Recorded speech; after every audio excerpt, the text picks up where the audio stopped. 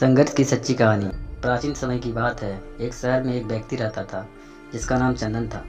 वह अपनी पत्नी और दो लड़का और दो लड़की के साथ रहता था और वह किसी छोटे मोटे प्लांट में काम किया करता था।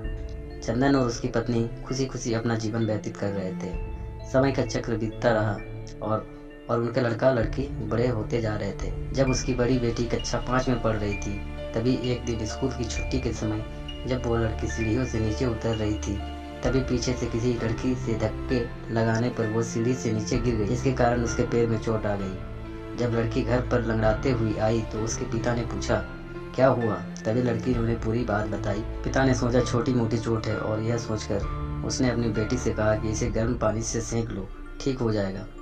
कुछ दिन बीतने के बाद लड़की का पैर फूलने लगा और उसे चलने में दिक्कत होने लगी। तभी उसके पिता ने कुछ लोगों की बातें सुनकर किसी एक ओझा को ले आए, जबकि उसे कुछ नहीं आता था और वह पैर ठीक नहीं कर पाया।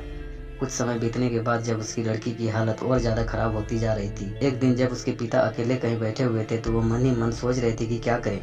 तभी सोचते सोचते उनके दिमाग में आया क्यों ना डॉक्टर से दिखाया जाए। तभी दूसरे दिन वह अपनी लड़की को लेकर वहीं पास के अस्पताल में जाते हैं। डॉक्टर जब लड़की को देखता है तो लड़की के पिता से कहता है कि जल्द ही इसका ऑपरेशन करना होगा, क्योंकि इस लड़की के पैर में एक बहुत बड़ा घाव हो चुका है, जिसके कारण लड़की का पैर भी काटना पड़ सकता है। पिता डॉक्टर से पूछता है कि ऑपरेशन में कितने पैसे लगेंगे। तभी डॉक्टर कहता है 40,000 रुपया लगेंगे।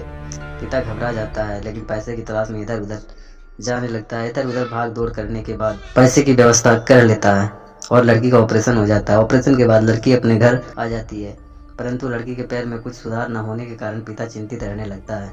इसी तरह 4 साल बीत जाता है तथा पैर में लाख लाख रुपये लगाने के बाद भी लड़की का पैर ठीक नहीं होता है, जिस कारण से पूरा परिवार दुखी रहने लगता है। समय बीतने के बाद लड़की का विवाह हो गया और लड़की के जीवन में खुशहाली आ गई।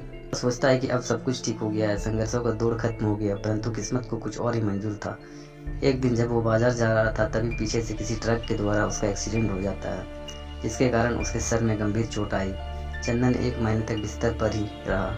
1 महीने के बाद ठीक होने पर वो सोचा कि अब सब कुछ ठीक हो जाएगा। तभी उसकी पत्नी का स्वास्थ्य खराब होने लगा और वो बीमार पड़ गई। यहाँ वह छोटे डॉक्टरों को दिखाने के बाद तबीयत और बिगड़ गई, जिसके कारण उन्हें वाराणसी के BHU अस्पताल में ले जाना पड़ा।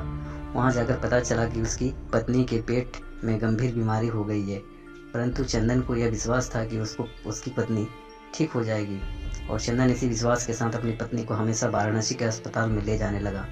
कुछ समय बीतने के बाद पत्नी की तबीयत में सुधार आने लगी। चंदन सोचा कि अब सब कुछ ठीक हो जाएगा। एक बार जब वो अपनी पत्नी को वाराणसी के अस्पताल में ले गया, डॉक्टर ने सभी रिपोर्टों को देखते हुए कहा सब कुछ ठीक है। चंदन बहुत ही खुश हुआ और वो अपनी पत्नी के साथ अपने शहर वापस आ गया। वह सब कुछ ठीक था। चंदन का बड़ा और छोटा बेटा दोनों स्कूल चले गए और चंदन अपने काम पर चला गया। बड़ा बेटा स्कूल में सोच रहा था कि चलकर माँ से कुछ बातें करेंगे। तभी 11 बजे उसका मित्र आता है और कहता है कि चलो तुम्हारी माँ की तबीयत खराब हो गई है। बड़ा बेटा दौड़ता हुआ अपने घर की तरफ आता है। तब तक बहुत देर हो गई थी। उसकी माँ की मृत्यु हो चुकी होती है।